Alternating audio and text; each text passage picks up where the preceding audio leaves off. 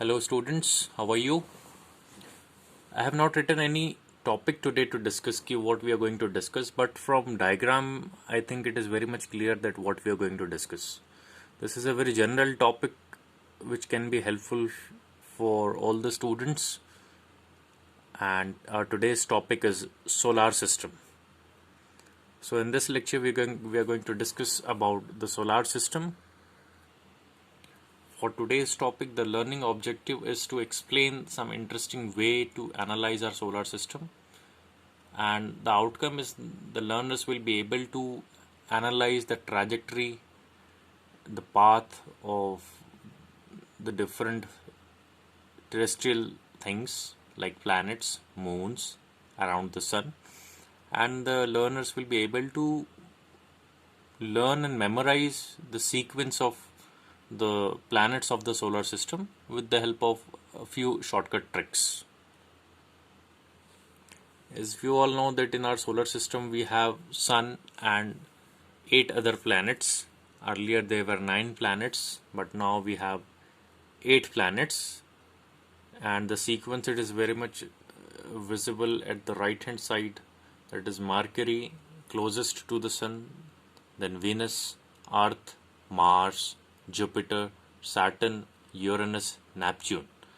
So this is the very first trick how you can remember this sequence of the planets of the solar system. The trick is my valuable earnings make job seem useful nice.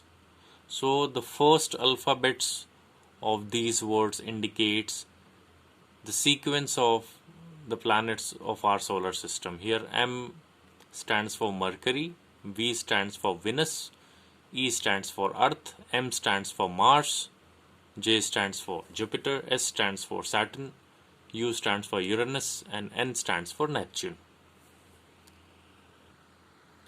This is the second shortcut trick that may be easy for the lower class students. The shortcut trick is my very energetic mother just served us 9, and if we consider Pluto also in the sequence, so 9 pizza.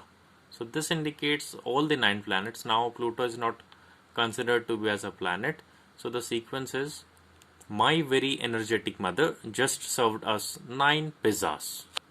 Again the first alphabet, all the words indicates the sequence of the planets in our solar system. But this trick I found the most interesting trick of remembering the sequence of the planets, and in this the statement is my very easy method just speed up naming planets.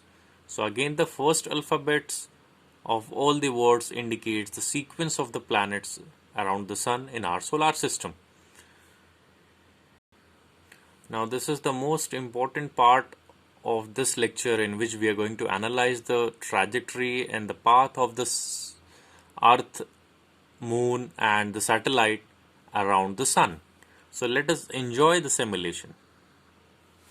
Now this is the simulation part in which we can see the path of the revolution of the Earth around the Sun and maybe of Moon also, and this is very interesting part of this lecture.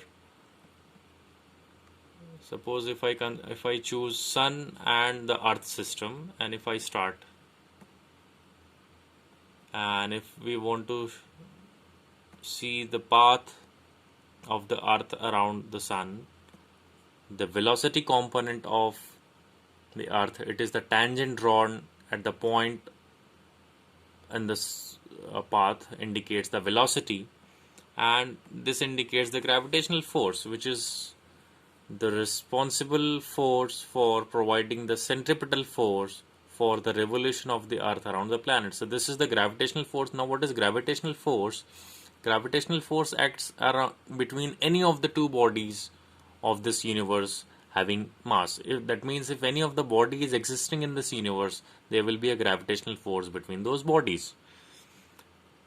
So this is the trajectory of the Earth around the Sun, which is circular, but actually it is not a circular. In due course we will see that how was the actual trajectory of the planets around the sun in our solar system. Now if we take the Earth and Moon system, this is very interesting.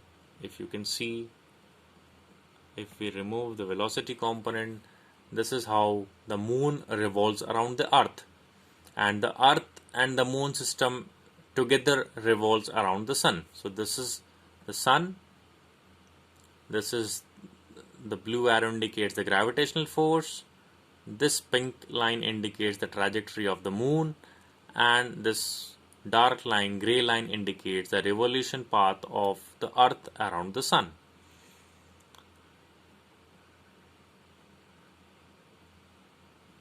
Now if you want to see the satellite, how the satellite revolves only around the Earth. Now this is the simulation of the motion of the satellite around the Earth.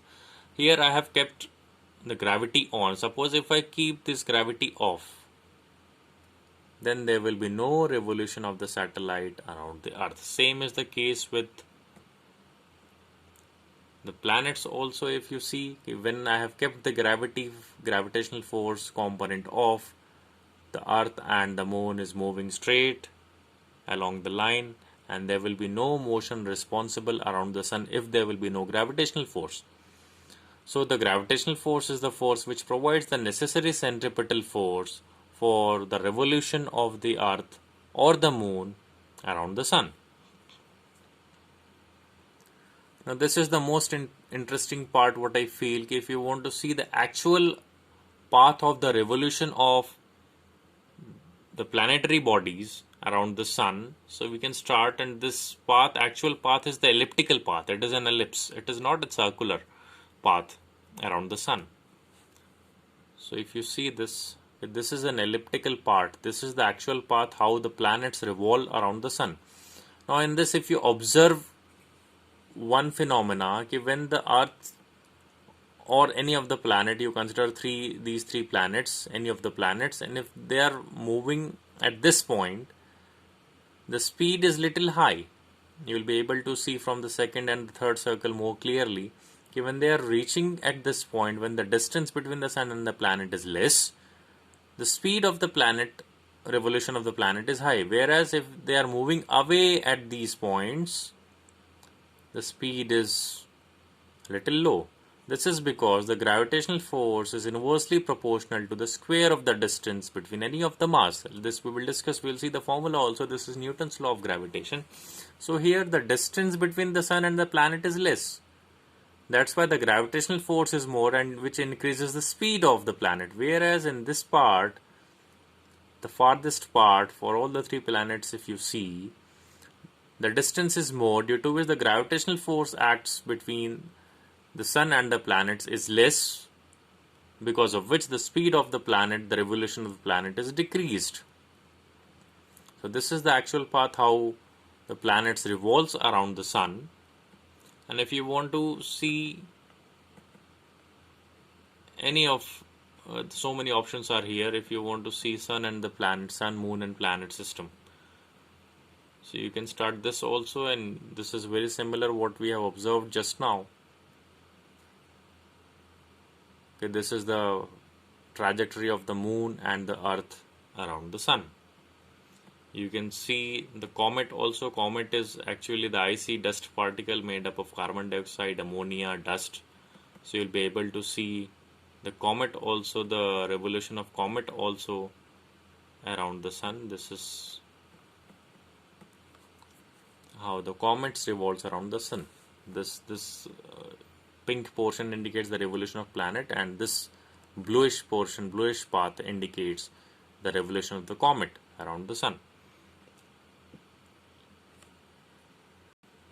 So this is the Newton's law of gravitation. Just now we discussed that the gravitational force is inversely proportional to distance square. So here the distance has been indicated by r. So the Newton's law of gravitation states that the gravitational force is directly proportional to the product of the masses. Suppose these are the two masses, m1 and m2. So the gravitational force is directly proportional to the product of the masses and inversely proportional to the square of the distance between them. Suppose r is the separation between the two masses. So Fg, that is gravitational force, is inversely proportional to square of the distance, and this g is the constant of proportionality, which is called universal gravitational constant, and its numerical value is 6.67 10 to the power minus 11 Newton meter square per kg square, that we will derive in the next lecture how the unit of the universal gravitational constant can be calculated. So this is all about the today's lecture. In this we discussed about the shortcuts and the sequence of the planets around the sun in our solar system. Then we have seen the simulation of the trajectory of the planet and the moon and the satellite around the sun, how the satellite is revolving around the earth and how the moon is revolving around the earth, how the earth and moon system revolves around the sun, how the velocity component can be seen. Velocity component can be find out, can be calculated, can be derived by drawing a tangent on the circular path. But actually the path of the revolution of the earth or any of the planet is not circular, it is actually an elliptical path. So this is all about today's lecture. Thank you very much. See you in the next lecture.